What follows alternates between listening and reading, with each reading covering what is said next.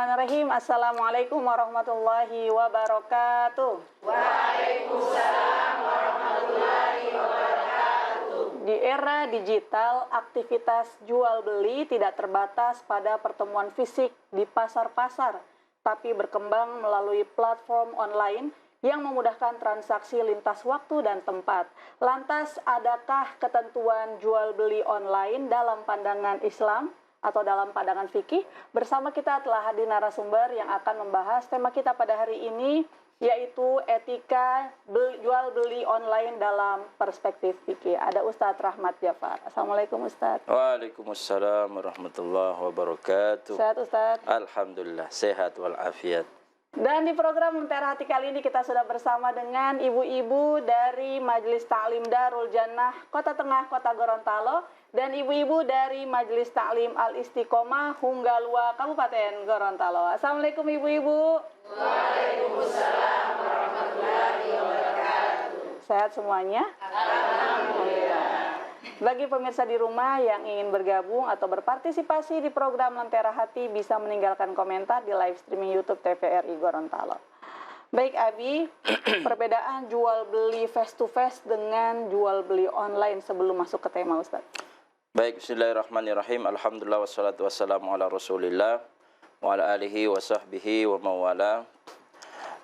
Ibu-ibu anggota Majelis Ta'lim yang saya muliakan, dan tentunya para penonton yang ada di rumah, tentang jual beli online dan offline.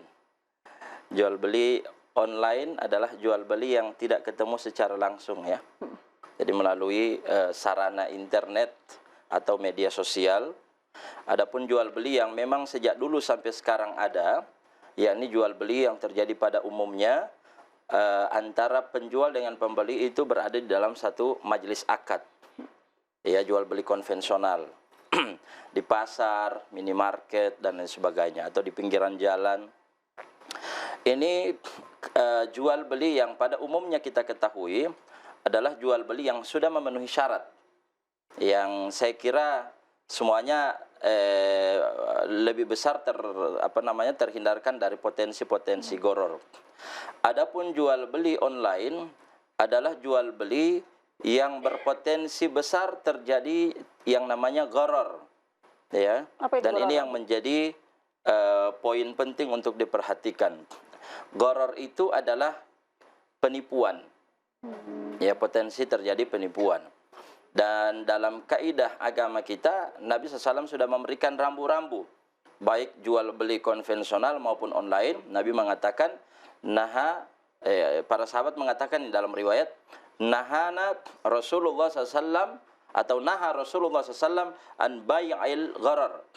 Rasul melarang jual beli, praktek jual beli gharar, yakni yang ada potensi penipuan.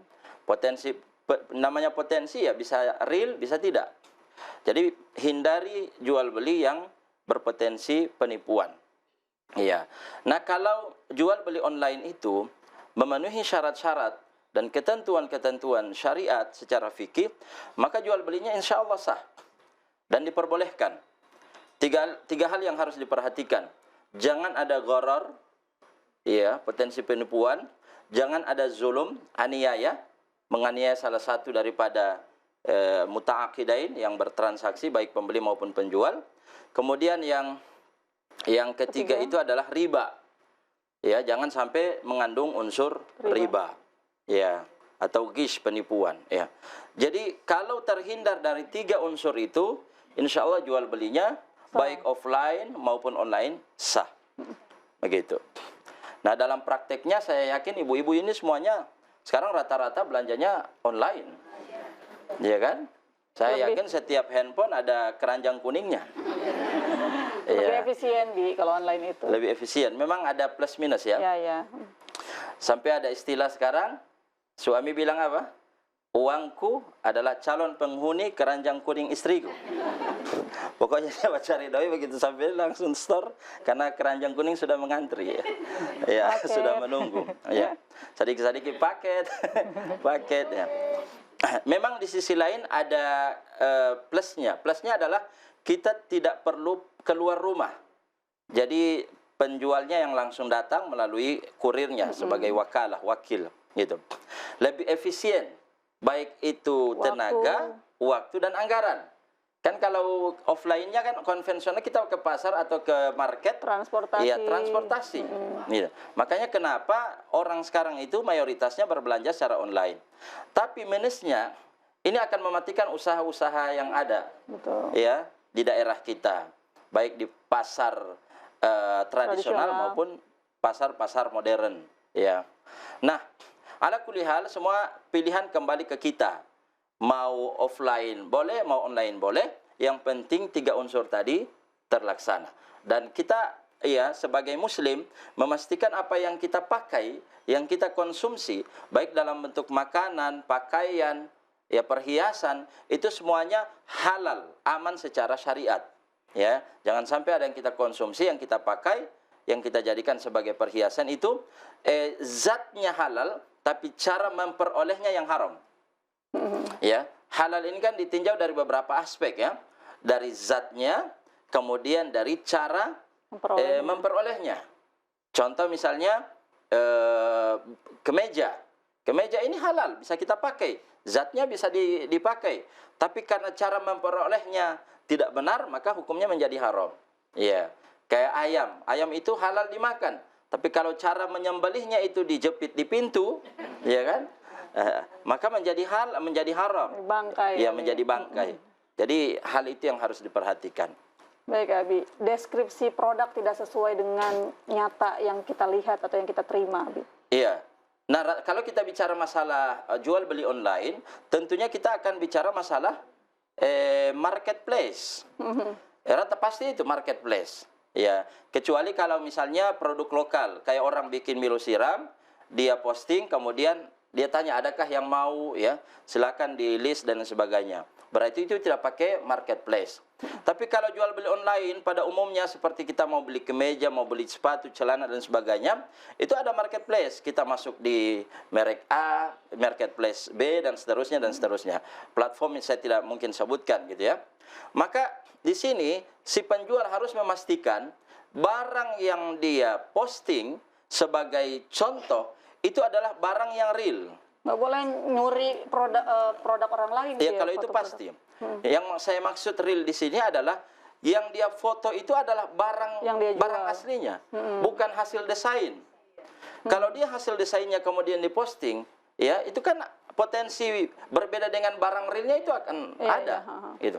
Jadi buat dulu kemejanya atau barangnya lalu difoto sedemikian rupa bagus, diperindah, baru diposting. Tidak boleh hasil desain diposting kemudian barangnya tidak. Itu satu. Ya. Kemudian yang kedua, akadnya kalau dia sekarang kan rata-rata COD, ya kan? Bahkan COD cek dulu. Ya, rata-rata kalau ada pilihan COD cek dulu, orang pasti lari ke COD cek dulu. Nah, dua-duanya ini bisa dibenarkan.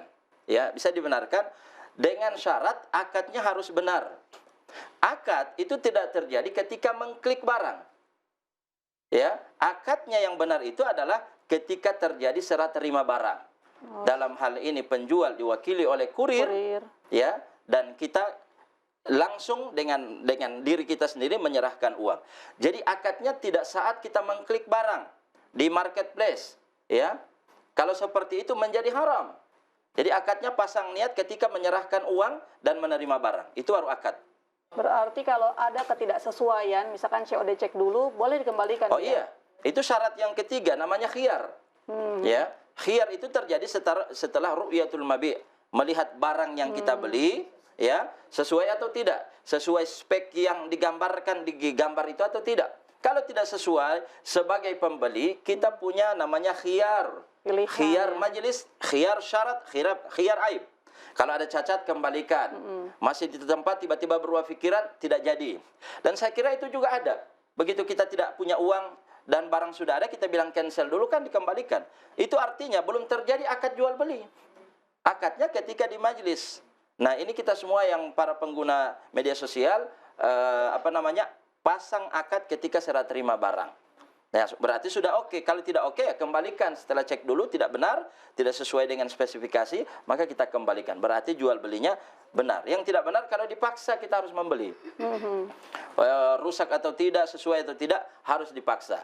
Yang berdosa siapa? Yang berdosa adalah si penjual, dan kita orang pihak yang terzolimi.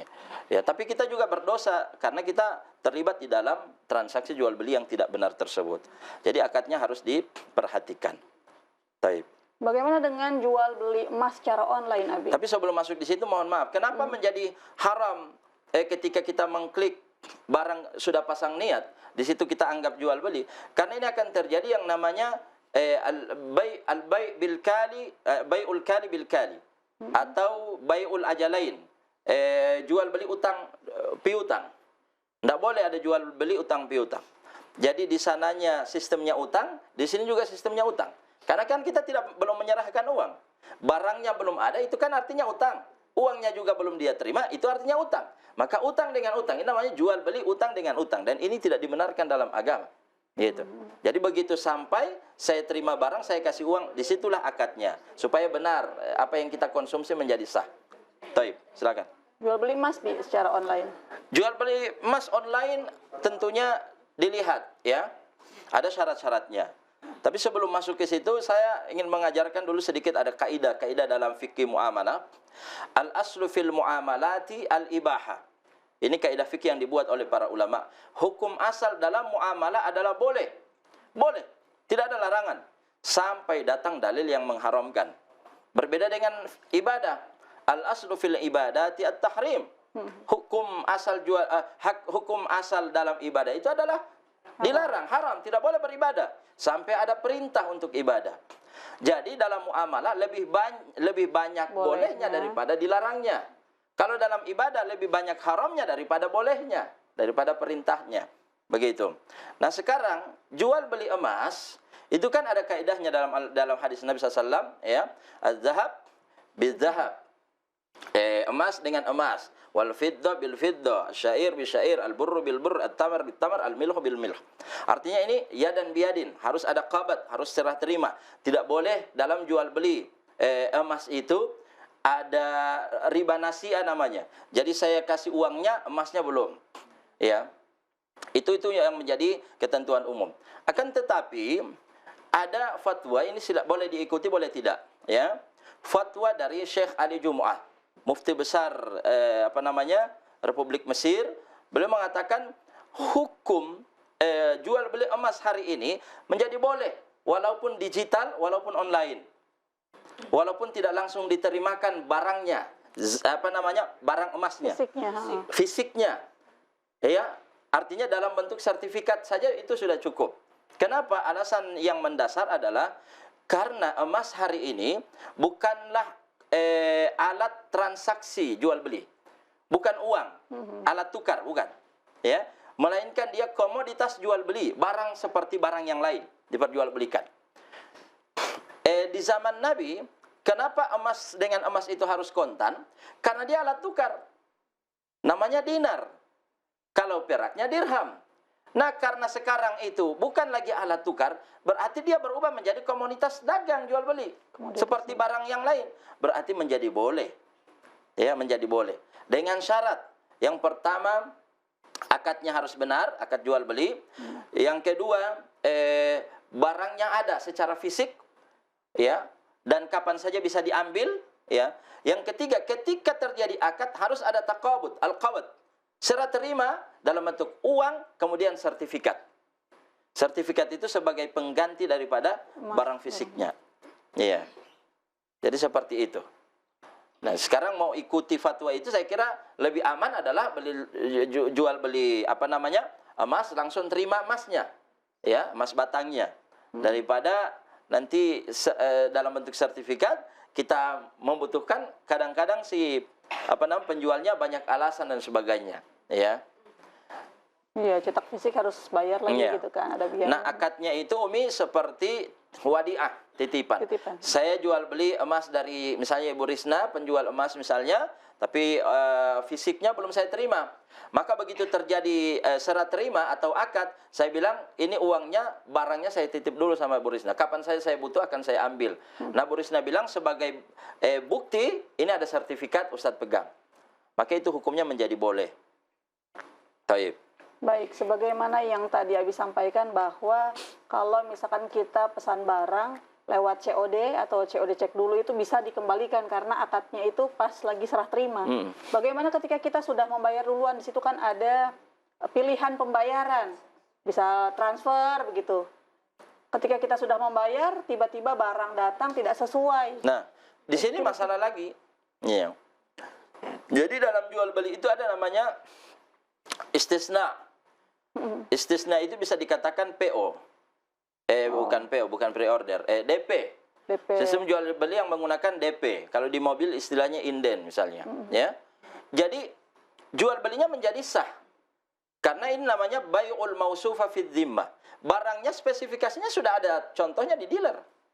Cuma memang karena kita mau warnanya putih, putih tidak tersedia di dealer. Akhirnya harus dicat dulu di pabriknya. 2 bulan, 3 bulan baru sampai, kan begitu rata-rata. Karena kita maunya mobilnya yang warna lain. Itu menjadi boleh karena spesifikasinya sudah jelas. Gitu. Nah, kita bayar inden, ya. Harusnya bayar full. Bayar full dulu. Kalau istisna itu bayar full. Cuma tergantung kesepakatan antara pembeli dengan penjual. Kalau misalnya dengan kredit menjadi boleh. DP-nya sistem sebagiannya dulu misalnya atau sekian persen juga boleh. Full juga boleh. Tapi ingat, ada tetap berlaku khiyarus syarat. Ya, pilihan syarat itu tetap ada. Artinya apa? Ketika tiba tidak sesuai dengan keinginan, tetap boleh dikembalikan. Ya, tetap boleh dikembalikan, uangnya juga dikembalikan. Ya, baik. Seperti itu. Sekarang pertanyaannya terkait jual beli konvensional, Abi. Misalkan Umi beli popok, ternyata pas sampai di rumah dicek ukurannya tidak sesuai. Dan kita sudah ada di rumah, tidak di tempat jual beli. Kira-kira boleh dikembalikan lagi atau tidak, Abi? Rata-rata memang sudah tidak bisa karena sudah masuk sistem. Iya kan? Kalau kita tahu bahwa ini sistemnya berbeda dengan jual beli pada umumnya, maka kita dari awal memang sudah hati-hati. Ini berarti termasuk keteledoran kita dan kesalahannya ada sama kita. Tidak boleh kita mengembalikan karena kita tahu sistemnya seperti itu. Jadi mesti hati-hati. Ya. Apalagi sudah ada ketentuan barang yang sudah dibeli tidak bisa dikembalikan, berarti kita memang dituntut untuk berhati-hati. Berarti kelalaian kita. Ya. Ya. Beda dengan kalau memang tidak ada ketentuan seperti itu. Ya. Tadinya saya ini mau beli pisang goreng, cuma ternyata dia kasih kamar popolulu. Begitu sampai rumah saya, mana ini pisang goreng? Tempat ini sanggal buat popol ngam. Akhirnya dia kasih pulang. Belum apa buat dia buat cuma tali sanggal atau bong. Tima iloh mail ngol popolulu. Kasih pulang, itu boleh. Tapi kalau di market-market ya, minimarket yang ada sekarang itu saya kira tidak. Ya, jangan sampai menzalimi mereka itu, ya. Baik, sekarang ini Bi, sekarang kan banyak food vlogger. Bagaimana dengan mereka yang tidak jujur dalam mereview makanan, Abi? Berdosa. Ini juga sekalian mumpung ada momen ini saya ingatkan. Karena kadang-kadang saya juga bukan sekali 2 kali jadi korban. Lihat di TikTok bagus sekali DP gambar makanan, ya Allah, ternyata setelah datang di sana jauh daripada apa yang kita bayangkan. Rasanya. Ya. Pertama, siapa namanya? Yang mempromosikan itu? Iya, food vlogger. Iya, food vlogger itu yang membuat vlog itu yang dibayar. Bisa jadi dia jujur. Karena waktu dia datang itu yang dipersembahkan yang baik-baik. Yang dipersembahkan yang sempurna. Berarti dia jujur, enak, enak. Yang tidak boleh adalah ketika dia makan tidak enak, dia bilang enak. Berdosa si vlogger ini, gitu.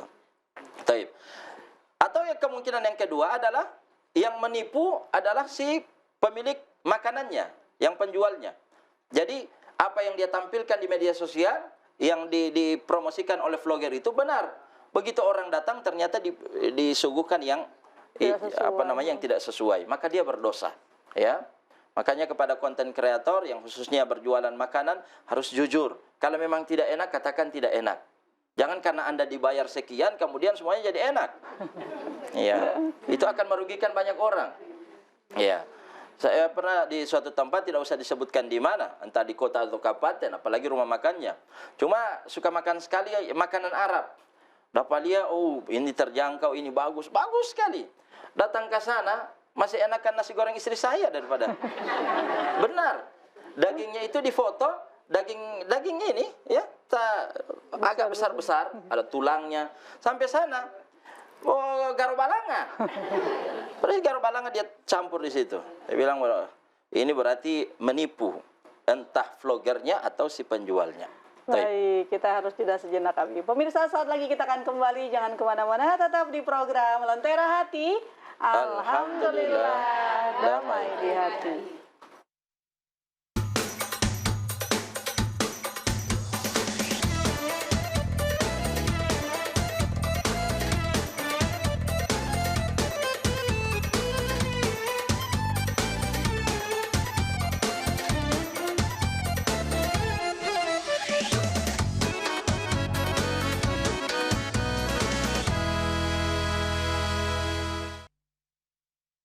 Pemirsa, kembali lagi di program Lentera Hati.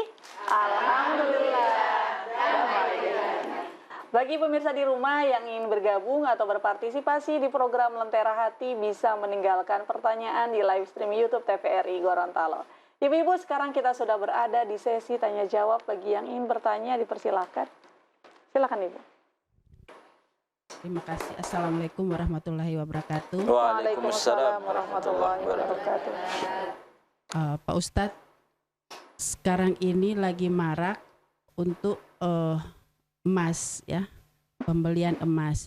Nah, saya ingin bertanya, sekarang ini ada cicilan emas. Bagaimana hukumnya cicilan emas itu? Kita menyicil, nanti selesai cicilannya, baru barang diterima. Itu yang pertama. Pertanyaan saya yang pertama untuk cicilan emas. Yang kedua, masalah pegadaian, gadai emas juga.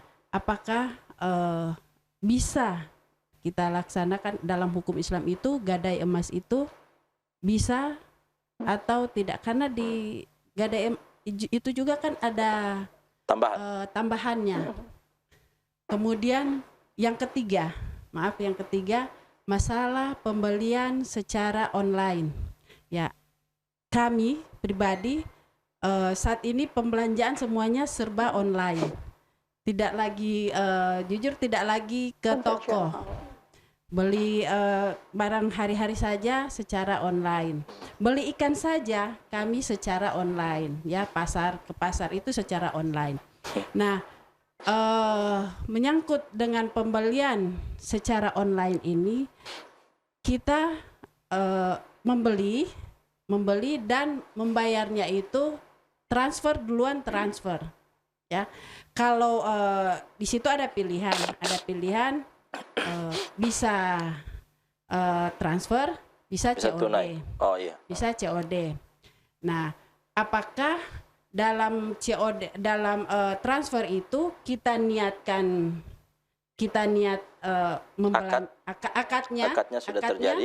akadnya sudah terjadi. Apakah harus akadnya pada saat ditransfer ataukah nanti barang sudah ada? Karena kalau saya secara pribadi, walaupun saya sudah transfer tapi barang tidak sesuai, saya kembalikan karena biasanya kalau saya chat melalui chat. Kalau tidak kan ada video, diminta video unboxing. Nah, apakah itu bisa dalam ketentuannya? Terima kasih. Baik. Ada 3 pertanyaan, Abi. Yang pertama, hukum mencicil emas. Baik. Bisa kita buat 2 skema ya. Pertama skemanya itu adalah waktu mencicil itu belum terjadi akad. Jadi Anda sama dengan nabung dulu sama orang itu, sama si penjual. Begitu selesai sudah sesuai dengan harga emas, barulah terjadi yang namanya akad. Maka itu menjadi boleh. Gitu. Ya. Biasa akad keluar duluan. Kalau seandainya terjadi akad duluan, berarti menggunakan skema kedua, ya, yakni Dewan Syariah Nasional dalam hal ini mengikuti, setahu saya juga MUI sama, mengikuti pendapat Syekh Ali Jumu'ah, di mana emas bukan lagi sebagai alat tukar, melainkan sebagai barang komoditas dagang. Sama dengan ibu bacicil sofa, bacicil TV, tidak ada bedanya, karena sama-sama barang komoditas barang dagang, gitu. Saya pikir kalau memang sudah keluar akad duluan, berarti menggunakan skema yang kedua. Skema yang kedua. Iya. Pertanyaan kedua, Abi, hukum gadai emas. Iya, pada dasarnya gadai hukumnya boleh. Bahkan dalam Al-Quran surah saya lupa surahnya ya, tentang rohan, ya, farihanum maqbudah. Jadi kalau kalian tidak, Al-Baqarah. Iya, surah Al-Baqarah. Jadi rohan itu artinya gadai. Ya. Kalau misalnya kita tidak punya uang tunai, maka barang itu yang menjadi jaminan. Itu esensi daripada gadai. Jadi gadai itu sebenarnya adalah pinjam meminjam, utang piutang. Cuma barangnya yang digadai itu sebagai jaminan. Ketika kita tidak mampu membayar, maka barang inilah yang akan diambil. Dengan ketentuan kalau misalnya barang itu harganya melebihi daripada pinjaman kita, maka dia dijual, kemudian sesuai pinjaman dipotong, sisanya dikembalikan sama pemilik barang. Yang terjadi praktiknya di Indonesia, apalagi Gorontalo, tidak. Yang dia pinjam 10 juta, harga oto 30 juta. Dia tidak dapat bayar, oto dia mengambil. Itu tidak boleh. Dia jual mobilnya 10 juta dia ambil, 20 jutanya dikembalikan. Begitu yang benar. Itu karena dia cuma sekedar jaminan. Tapi kalau seandainya memanfaatkan barang gadai itu sendiri, Abi? Iya, tergantung. Kalau misalnya dia mengeluarkan biaya dalam penjagaan, dalam perawatan barang tersebut, dia boleh memakai sebagai kompensasi. Tapi kalau tidak, hukumnya haram. Dan gadai ini hanya sertifikatnya kalau dia dalam bentuk tanah. Misalnya saya menggadaikan sawah, maka yang dipegang oleh ibu pemberi pinjaman ke saya itu adalah sertifikatnya, bukan tanahnya yang ibu garap. Saya tetap menggarap seperti biasa. Nah di Gorontalo apa? Sertifikat dia ambil, tanah dia garap. Sampai 3 kali panen malah. Dan ini namanya zolim dan hukumnya haram. Oh, tidak boleh seperti itu ya. Kullu qardin jaro naf'an ya fahuwa riba. Setiap pinjaman yang mendatangkan keuntungan bagi pemberi pinjaman hukumnya riba, haram hukumnya. Ya, jadi dia dapat keuntungan satu, tambahan dari uang yang dipinjamkan, kemudian mendapatkan manfaat dari pemanfaatan lahan. Betul tidak? Nah, ini hukumnya haram dan itu rata-rata di Gorontalo. Ya kan? Kalau yang digadaikan adalah kelapa, tiap 3 bulan dia panen. Padahal tidak seperti itu. Sertifikatnya yang dipegang. Iya. Baik, pertanyaan. Tapi saya mau masuk di situ. Adapun sistem gadai saat ini, ibu bayar lebihnya. Kalau dia gadai syariah, saya yakin itu sudah di bawah pengawasan Dewan Syariah Nasional. Saya yakin akadnya ada akad lain. Di samping ibu meminjam, akad lain adalah akad ijarah, sewa. Ibu memberikan sewa jasa karena sudah menjaga barang ibu. Dan itu diperbolehkan dalam agama. Bukan riba berarti dia? Bukan riba. Itu bukan tambahan dari pinjaman ibu. Tapi jasa karena dia sudah menjaga barangnya ibu. Jasa lelah gitu ya? Iya. Baik, itu hukumnya menjadi boleh, pertanyaan terakhir, Abi. Ketika kita sudah membayar, ternyata ada ketidaksesuaian. Iya, benar. Itu namanya khiyarul aib. Ketika ibu membeli barang, entah itu makanan, pakaian, dan sebagainya, begitu sampai di rumah, di tangan kita cek, ternyata ada aibnya, ada cacatnya. Ikan busuk, bukan ikan segar, padahal dia posting ikan segar. Ikan segar, mama nyala abangku. Sampai di sini, luhe-luhe abangku. Ibu punya hak untuk mengembalikan, ya jangan dikonsumsi, rugi dong. Iya. Ya, dan itu shock terapi buat dia, lain kali jangan menipu. Ya, dan dia akan kehilangan kepercayaan. Nah, dia wajib mengembalikan barang. Kalau tidak dia berdosa karena ada unsur kezaliman. Dan gharar, dia menipu ibu. Iya. Baik, insya Allah bisa dipahami Bu ya. Selanjutnya, silakan Bu. Bismillah. Assalamualaikum warahmatullahi wabarakatuh. Waalaikumsalam warahmatullahi wabarakatuh. Perkenalkan, nama saya Rahmawati Dianeno dari Majelis Ta'lim Al-Istiqomah, Kecamatan Limboto, Kabupaten Gorontalo. Saya ingin bertanya tentang yang dijelaskan tadi untuk jual beli online. Ada kan biasanya kita membeli online itu sudah ditransfer. Kemudian ketika sampai di kita itu kan tidak sesuai, tapi tidak bisa dikembalikan. Jadi kan ternyata yang rugi itu kita dan mereka untung. Kemudian itu hukumnya apa? Kemudian yang berikut, kami minta dari Ustadz trik supaya kita itu tidak tertipu dengan jual beli online, karena banyak kan yang gagah-gagah baru serta ini tidak, ya. Macam saya ini sudah ahli. Jadi kami minta bagaimana supaya kita semua tidak tertipu dengan jual beli online itu. Terima kasih. Assalamualaikum warahmatullahi wabarakatuh. Waalaikumsalam warahmatullahi wabarakatuh. Pertanyaan kedua nanti istri saya yang akan menjawab. Soalnya Ustadz juga sering tertipu. Baik, pertanyaan pertama, Abi. Ketidaksesuaian tapi tidak boleh dikembalikan. Itu namanya jual beli fasid. Ya, akad jual belinya kalau memang dari awal sudah ada ketentuan seperti itu, namanya akdun fasid, bahkan akdun batil, akad yang batil, yang haram, tidak boleh. Tapi kalau dia dari awal sudah saling setuju bahwa bisa dikembalikan, ternyata pada akhirnya ibu tidak boleh mengembalikan, yang berdosa dia. Kalau dari awal memang ibu so tahu begitu, ibu Rahma so tahu begitu, baru tetap paksa jual beli, maka itu akad batil. Tidak terpenuhi syarat-syaratnya. Iya. Berdosa kedua pelakunya. Begitu. Jadi dari awal memang sudah harus dipastikan. Tunggu, mohon maaf, ini barangnya, kita punya pilihan enggak?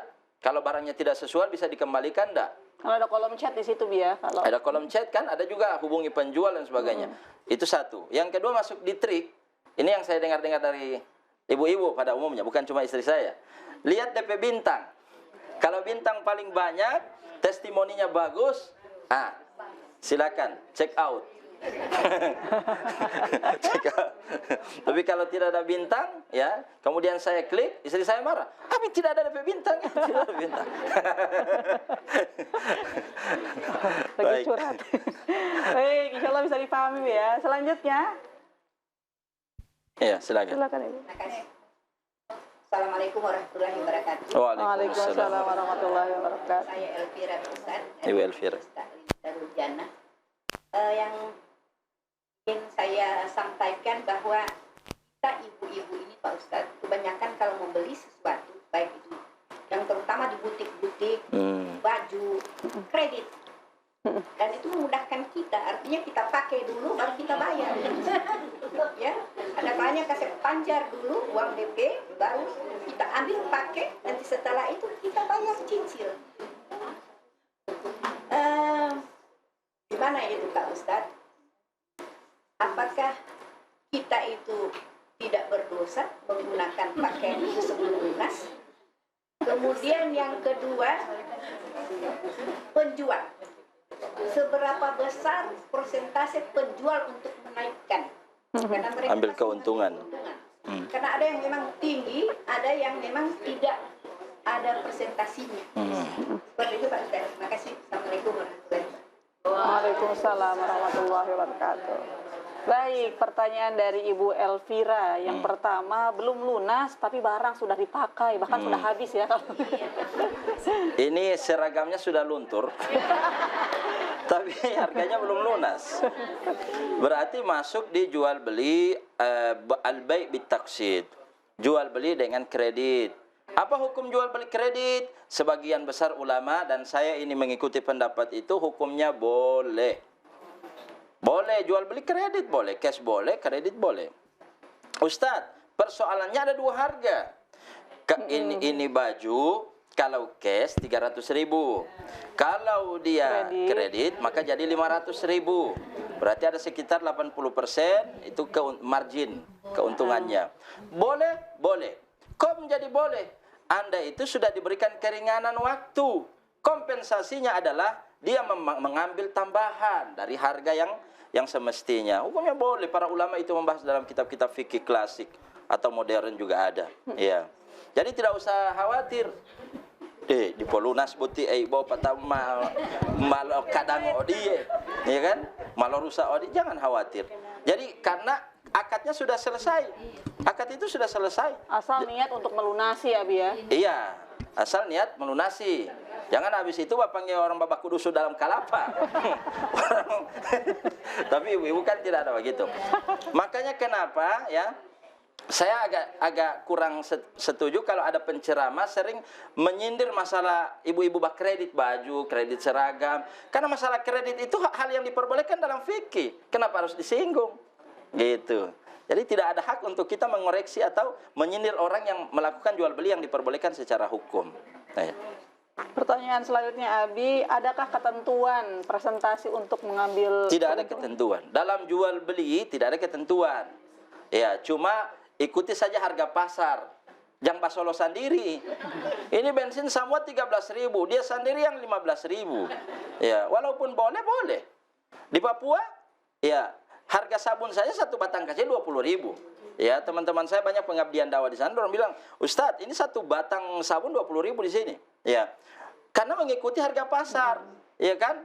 Ongkos kirimnya pakai pesawat dan sebagainya, mengikuti harga pasar, tidak masalah. Jadi tidak ada ketentuan.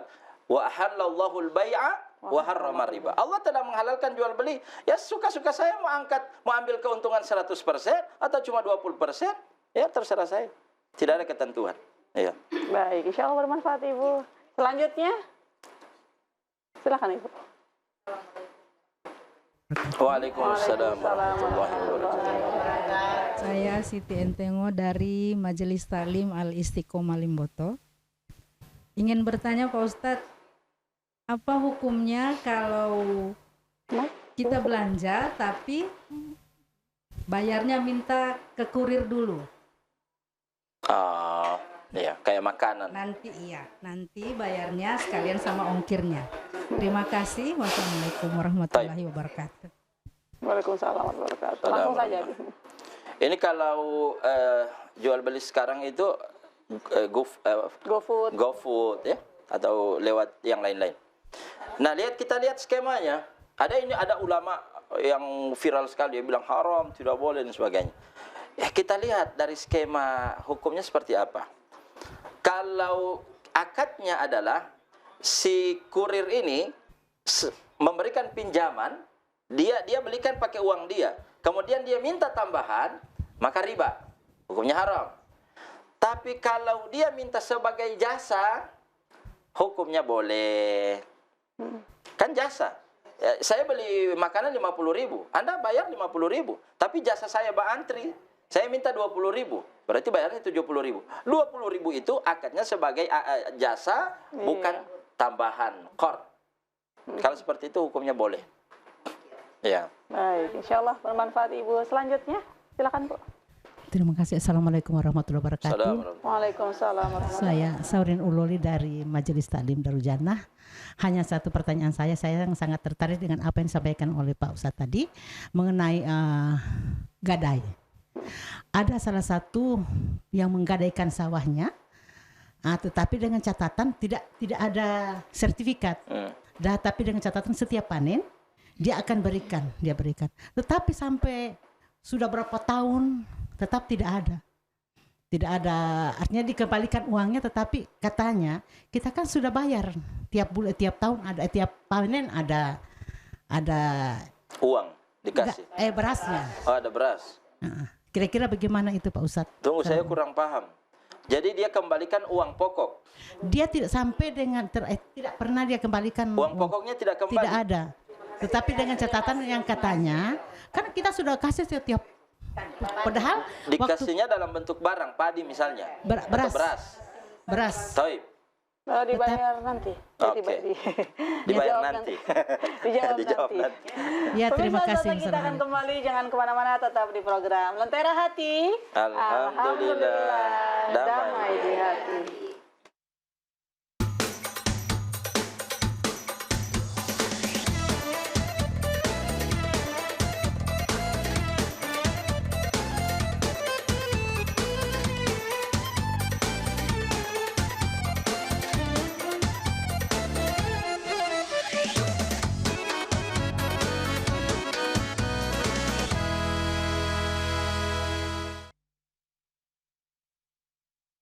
Kembali lagi di program Lentera Hati.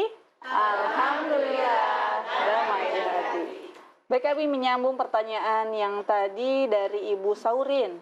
Gadai sawah, tetapi belum lunas, hanya dibayar pakai beras. Ini yang menzolimi, yang berdosa si peminjam, si penggadai. Dia berdosa, karena sudah menzolimi orang yang memberikan pinjaman sama dia. Sudah dibantu malah menzolimi, berdosa. Adapun beras yang dia setor setiap panennya itu belum menjadi bagian dari pelunasan, ya, karena ya di awal disepakati ini bayarnya pakai uang, bukan pakai barang, kecuali kalau memang kesepakatan dari awal, ya, ini sama dengan saya pinjamkan uang, nanti kamu bayar tiap panen pakai beras, jadi dikonversi misalnya satu koli 500.000, dia bayar kamar tiap panen itu 1 juta 2 koli, itu hukumnya boleh, Tapi kalau ini cuma sebelum masuk di situ, saya juga ingin memberikan pencerahan. Kita kan kebiasaannya kalau bakase gade itu barangnya digarap, supaya tetap terjadi itu kebiasaan, ya, bikin 2 akad. Jadi akad pinjaman tersendiri, kemudian sebagai bentuk kebaikan kita kepada memberikan pinjaman, kasih dia keleluasan untuk mengelola itu selama 6 bulan misalnya, atau 2 kali panen. Tapi di luar akad pinjaman. Kalau dia disatukan dengan akad pinjaman menjadi haram, menjadi riba. Ya, jadi saya kasih pinjam tipa 20 juta, kasih pulang ke 20 juta. Oke, selesai. Baru itu yang dikasih pinjam sebagai bentuk terima kasih. Pak Haji boleh mau apolo tia Allah betul dong kalau tinggal mau madeo. Jadi tipe haji garap jo ini 2 kali panen ini sawah. Berarti ada 2 akad. Ya, itu tidak menyatu. Gitu ya, ya. 20 juta kembalikan tetap 20 juta. Baru sebagai bentuk terima kasih kita kepada dia, kita berikan dia keuntungan dari pengelolaan sawah kita. Itu hukumnya menjadi boleh. Gitu. Tapi kalau tidak ada akad itu, maka saya kira dua-duanya berdosa. Yang pertama berdosa karena menzalimi tidak bayar utang, ya kan? Yang kedua berdosa karena mengambil keuntungan dari pinjaman, walaupun pokok pinjaman tidak kembali. Iya, karena dia sudah mendapatkan keuntungan dari pinjaman, walaupun pokok pinjaman tidak kembali, karena itu sudah masuk dalam syarat. Yang menjadi riba itu kalau disyaratkan di awal atau dalam pertengahan. Kalau sudah selesai lunas kemudian tiba-tiba dia bilang, Pak Haji sebagai bentuk terima kasih saya garap saja ini sawah. So lunas tapi dia bilang garap ini sawah. Bentuk terima kasih saya, itu boleh. Macam ibu kasih pinjam saya uang 2 juta. Saya kembalikan 2 juta, tidak ada syarat di awal. Pinjam 2 juta, kembalikan 2 juta. Saya kembalikan 2 juta pada tempo yang sudah tiba. Lalu saya tambah lagi 200.000. Mohon maaf, timadu hanya ibu sebagai bentuk terima kasih saya malu bantu buat ibu. Nah, itu kan tidak disyaratkan di awal. Hukumnya boleh, bahkan disunnahkan. Nabi pernah meminjam 1 ekor kambing, begitu mengembalikan dia ganti 2 ekor kambing. Menjadi boleh, bahkan itu sunnah. Sebaik-baik kalian yang meminjam adalah mengembalikan pinjaman dengan berlebih. Kenapa tidak riba Ustaz? Karena tidak disyaratkan di awal. Tapi begitu. Kalau akhirnya jadi kebiasaan, Abi sudah saling tahu kan, ya, yang pertama. Kemudian, itu yang tidak boleh. Kalau sudah jadi urf juga tidak boleh. Begitu. Apalagi ada kode. Mau tawamu toh? Kita tidak. Wah, mau lantumai, bu mau tawamu toh? Doi uti doi. Berarti udah sama. Oh, gitu. Iya. Ya Allah bermanfaat Ibu. Selanjutnya, silakan Ibu. Assalamualaikum warahmatullahi wabarakatuh. Waalaikumsalam. Nama saya Risnawati Buhungo dari Majelis Talim Al-Istiqomah Kecamatan Limboto. Setelah mendengar beberapa pertanyaan dari teman-teman, terutama dari Ibu Asri, di mana kebiasaan beliau ketika beliau memesan barang dan tidak sesuai dengan harapan itu, beliau kembalikan. Tetapi untuk saya terkadang karena didorong oleh rasa kasihan terhadap kurir, kadang-kadang barang ini saya ambil jo ini barang begitu. Apalagi kalau kurirnya ini dari kota ke Limboto, kan kasihan berpanas-panas. Kadang-kadang saya lihat sekekeringan sekali di bibir ini hati jadi karena didorong oleh kasihan itu dengan terpaksa saya ambil barang. Nah, apakah perlakuan saya ini dibenarkan atau justru membuat saya berdosa? Ya, karena membiarkan praktik yang tidak sesuai syariah. Kemudian pertanyaan saya, terkadang di satu rumah tangga itu ada orang tua, ada anak-anak, dan kebiasaan ini HP orang tua itu sering digunakan oleh anak. Nah, kira-kira bagaimana ketika seorang anak tanpa sepengetahuan orang tuanya itu memesan atau memesan barang lewat jual beli online tanpa sepengetahuan orang tua. Nah, bagaimana pertanggungjawaban hukum ya seorang pembeli terhadap seorang anak yang hanya menggunakan akun orang tuanya? Nah, apakah orang tua ini wajib untuk membayarnya atau kan ini saya tidak tahu, hanya anak sendiri yang memainkan HP saya. Kira-kira bagaimana pertanggungjawaban hukumnya? Terima kasih. Assalamualaikum. Masya Allah. Ada dua pertanyaan, Abi. Assalamualaikum warahmatullahi wabarakatuh. Ada dua pertanyaan dari Ibu Risna. Yang pertama, menerima barang dan mengambilnya walau tidak sesuai. Iya. Secara hukum itu tidak berdosa, ya. Dan jual belinya sudah sah secara hukum, ya. Akan tetapi yang berdosa adalah yang si penjual itu, dia memberikan makanan yang tidak sesuai dengan spesifikasi di awal. Kita ini membelikan karena sesuai dengan yang kita lihat di gambar yang masih segar, yang kayak tadi fresh itu. Begitu dia kirim makanan yang sudah basi atau yang barang yang tidak sesuai dengan yang dia tawarkan, maka dia berdosa. Dia menzolimi orang, dia menipu orang dengan konsekuensinya. Adapun pertanyaan Ibu Risna apakah berdosa? Tidak berdosa. Ya. Dan didorong dengan rasa kasihan sama kurir. Ya tidak masalah. Namanya khiyar itu pilihan. Iya, iya. Ya, khiyar ada 3 ya. Khiyar aib, khiyar majelis, khiyar syarat. Kalau tidak sesuai dengan syarat, kembalikan. Khiyar majelis masih di satu tanpa, ya saya pegang, oh tidak jadi ya, itu masih boleh. Oke? Itu di pasar tradisional masih memungkinkan. Ya.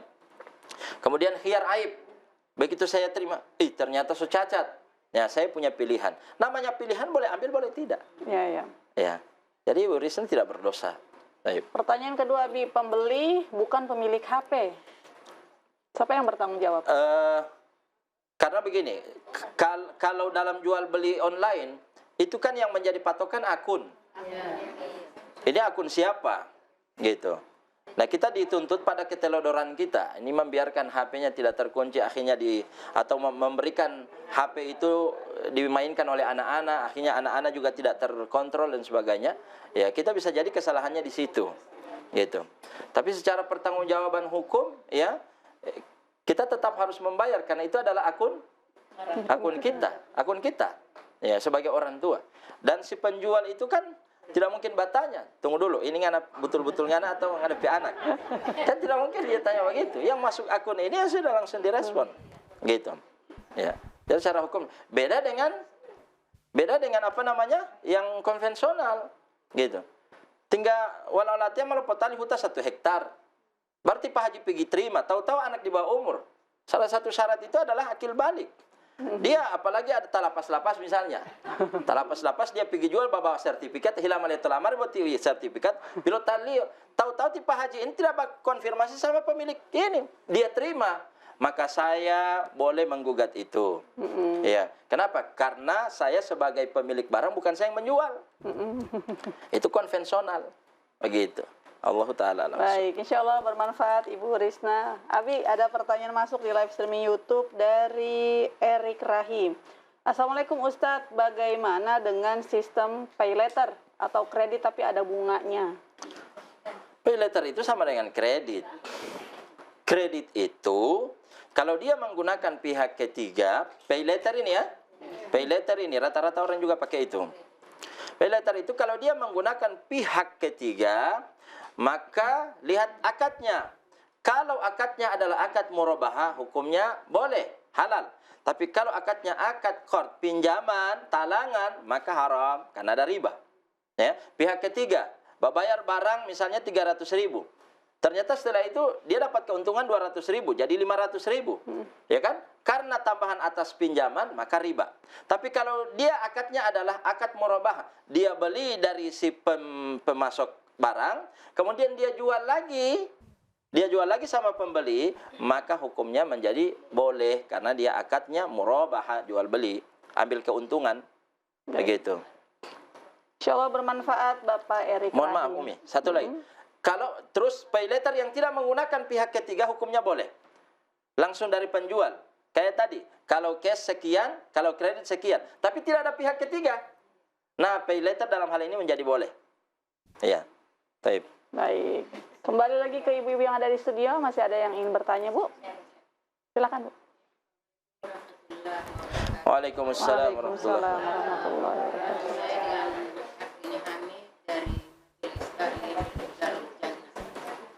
Begini Pak Ustadz, kalau tadi tentang pinjam ini, kalau misalkan jual beli, contoh jual beli tanah, tapi di tanah itu ada beberapa kelapa. Setelah terjadi pembelian, jual beli, si pembeli ini tidak bisa memanen ini tanah. Kelapa. Katanya kan saya hanya jual tanah, bukan kelapa. Baik, dijawab singkat Abi. Iya. Jadi yang dia jual hanya tanahnya, kelapanya tidak. Iya, ini namanya jual beli Abu Nawasi. Tidak boleh. Ini tidak boleh melanggar. Jadi dalam kaidah fikih para ulama buat ketentuannya at-tabi'ut tabi'. Menjual tanah itu otomatis semua yang ada di atasnya itu ikut terjual. Jelas ya? Ya, karena yang di atasnya itu mengikut tanah. Maka at-tabi yang mengikuti tabi'un. Ya, termasuk satu kali dijual. Begitu. Dan ini berdosa orang yang menjual seperti itu. Insya Allah bermanfaat Ibu. Abi, sekarang kita sudah berada di akhir acara. Mohon menutupnya dengan doa. Baik. Insya Allah. Ini diskusinya masih hangat-hangatnya ya. Tapi waktulah yang membatasi. Ya, kita berdoa insya Allah. Walaupun sekarang kita kehidupannya serba online, tapi tetap memperhatikan ketentuan dan kepatuhan terhadap syariat agama yang sangat komprehensif ini, yang sangat sempurna ini. Bismillahirrahmanirrahim. Allahumma shalli wa sallim wa barik ala sayyidina Muhammadin wa ala alihi wa sahbihi ajmain. Allahumma ja'al jam'ana hadha jam'an marhuma wa ja'al tafarruqana min ba'dihi tafarruqan ma'zuma wa la taj'al ma'ana wa la fina wa la hawlana wa la minna wa la fina shaqiyya wa la mahruma. Allahumma la tada' lana fi maqamina hadha dhanban illa ghafarta wa la hamnan illa farrajta wa la daynan illa qadaita wa la maridan illa shafaita wa la hajatan min hawaijina fid dunya والآخرة إلا قضيتها يا رب العالمين ربنا اغفر لنا ولوالدينا وارحمهم كما ربونا صغارا ربنا هب لنا من أزواجنا وذرياتنا قرة أعين واجعلنا للمتقين إماما ربنا آتنا في الدنيا حسنة وفي الآخرة حسنة وقنا عذاب النار سبحان ربك رب العزة عما يصفون وسلام على المرسلين والحمد لله رب العالمين. Alhamdulillahirrahmanirrahim. Terima kasih atas penyampaiannya. Sama-sama. Baik pemirsa, jadi seperti itu tadi penjelasan dari Abi Raja. Semoga bermanfaat bagi kita semua. Saya ucapkan terima kasih kepada ibu-ibu dari Majelis Ta'lim Darul Jannah, juga dari Majelis Ta'lim Al-Istiqomah. Insya Allah sehat selalu ya ibu-ibu. Amin. Juga kepada pemirsa di rumah saya ucapkan banyak terima kasih. Saya Umi Nita mewakili segenap kru yang bertugas pamit undur diri. Subhanakallahumma wa bihamdika asyhadu an la ilaha illa anta astaghfiruka wa atubu ilaik. Wassalamualaikum warahmatullahi wabarakatuh. Lentera hati, alhamdulillah damai hati.